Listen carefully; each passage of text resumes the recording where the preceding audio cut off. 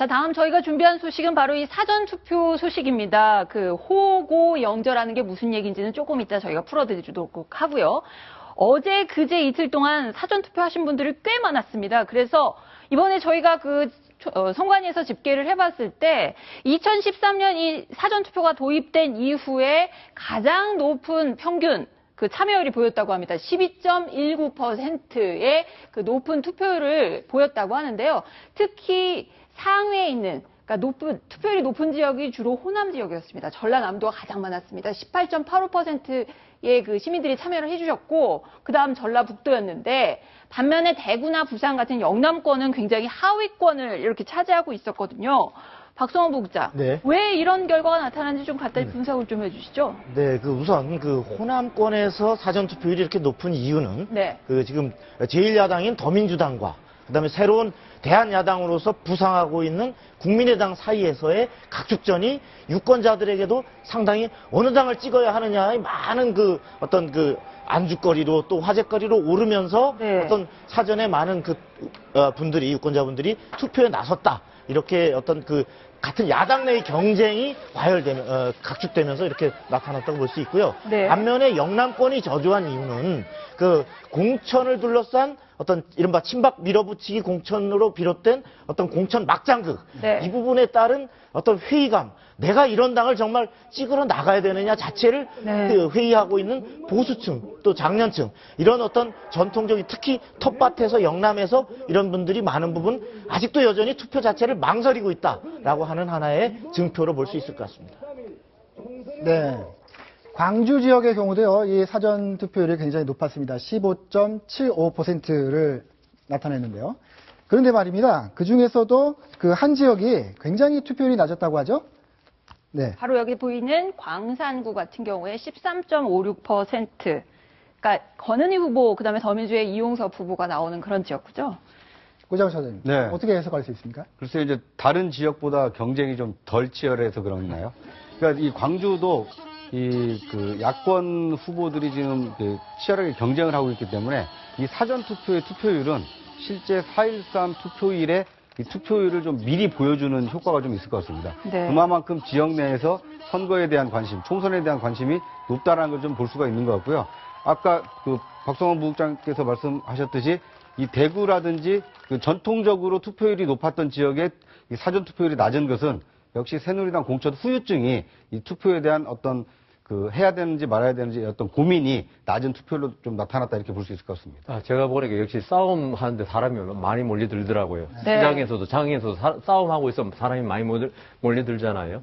그처럼 지금 광주 가장 지금 싸움이 치열한 곳 아닙니까? 치열하죠. 네. 그리고 지금 대구, 부산 이렇게 경남 아까 볼 때도 대구가 조금 높죠, 사전 투표율이. 거기는 무소속하고 새누리 후보 싸우고 있는 데고요. 네. 그럼 부산은 그에 반해서 좀 조용한 데 아닙니까? 지금 거의 새누리당 후보들이 독주하고 있는 듯한 현상을 보였거든요. 네. 근데 저는 광주에서 지금 권은희 후보하고 이용섭 후보 난 지역이 상대적으로 낮다. 그리고 다른 지역이 높다. 이거는 제가 볼 때는 국민의당 지지자들이 많이 늘어났고 그분들이 사전투표에 참가한 것이다.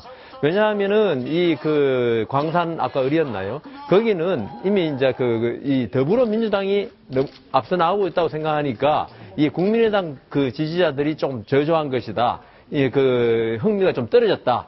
본래 영화도 흥미가 있어야 가는 거 아니겠습니까? 네. 네. 자, 그다음 부산 같은 경우에는 아까 굉장히 하위권에 있었는데 그 중에서도 그나마 가장 높았던 지역이 있습니다. 바로 북구. 자, 박성원 부국장, 네네. 북구에 도대체 누가 나왔길래 여기가 그나마 이렇게 평균보다 높게 나온 건가요? 부산 북갑에 네. 보면 새누리당의 박민식 의원, 네. 이제 재선 의원인데 이 박민식 의원과 더민주 쪽에는 전재수 후보, 네. 노무현 정부의 대통령 부속 이실장을 지낸 친노의 인사죠.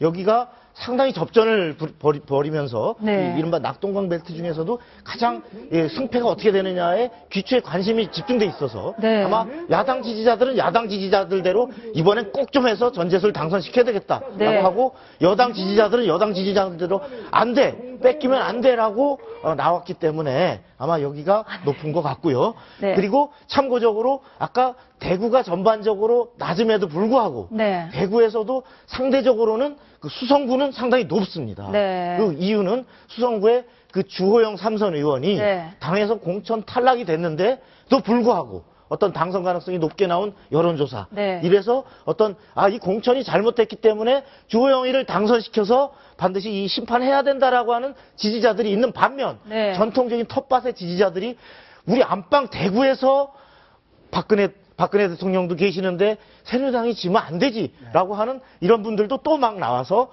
상대적으로 수성구에선 높았다. 이런 분석이 가능할 것 네, 같습니다. 뭔가 쟁점이 있고 싸움이 붙어 있고 관심이 높고 이런 데는 투표율이 높거든요. 그렇습니다. 어쨌든 이 사전 투표 결과를 가지고 여러 가지 그 분석이 나오고 있는데 각 당은 또 어떻게 분석을 하고 있을까요? 먼저 새누리당의 평가를 들어보겠습니다.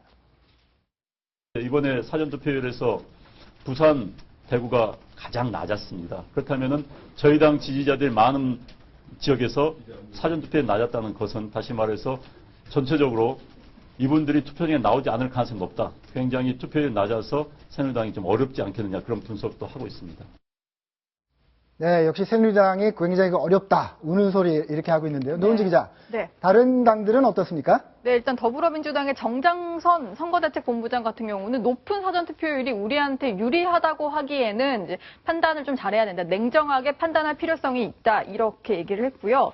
그리고 국민의당 같은 경우에는 이태규 전략홍보본부장이 일단 무당층이 사전투표에 참여를 많이 했을 가능성이 있다고 본다. 그렇기 때문에 3번 우리 당에게 유리할 것으로 본다. 이런 평가를 내놨습니다. 네, 사전 투표율이 높은 게 과연 어느 당에 득실이 있을지 또 이틀 후에 결과를 잘 지켜봐야 되겠습니다. 그다음 마지막 일곱 번째 선거 막판 변수에 대해서 저희가 소식을 준비해봤거든요. 한번 보시겠습니다.